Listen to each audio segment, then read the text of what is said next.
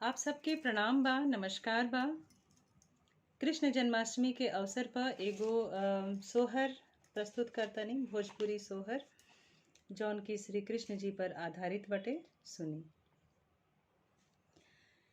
गंगा सरजू बीचे रेतवा कदम जुड़ छहियानु हो, हे ललना ताही तर परेला हिलोरवा झूलेली राधा रुक्मिनी हो।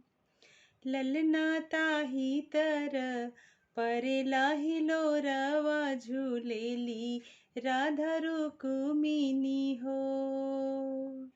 एक ओरिया झूलेली राधा रानी, एक ओरिया रुक्मिनी हो। ललना बिचवा में झूले श्री कृष्ण देखत नीक लागेला हो। ललना बिचवा में झूले श्री कृष्ण देखत नीक लागेला हो।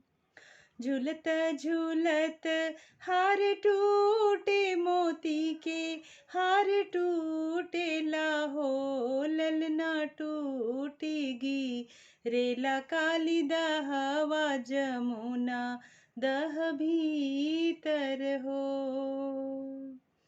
ललना टूटेगी रेला काली दहवा जमुना दह भीतर हो। आरे आरे चकवा चकैया जलही केरा मालिक हो। चकवा खोजिना देहु मोरे हरवा गिरेला दह भीतर हो। अरे आरे चकवा चकैया जलही केरा मालिक हो। चकवा खोजिना देहु मोरे हरवा गिरेला दह भीतर हो।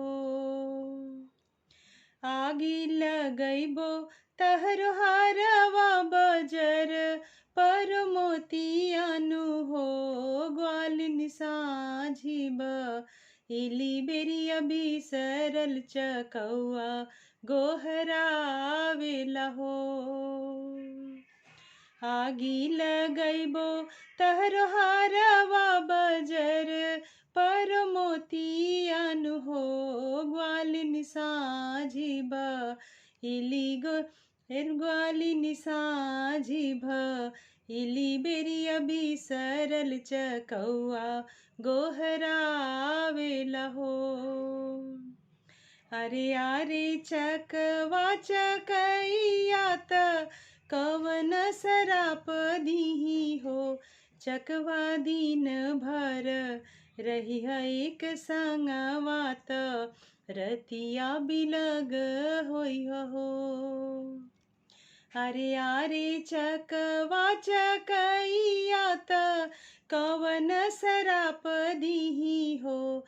चकवा दिन भरी रही है एक संगिए राती में तो बिलग होई हो।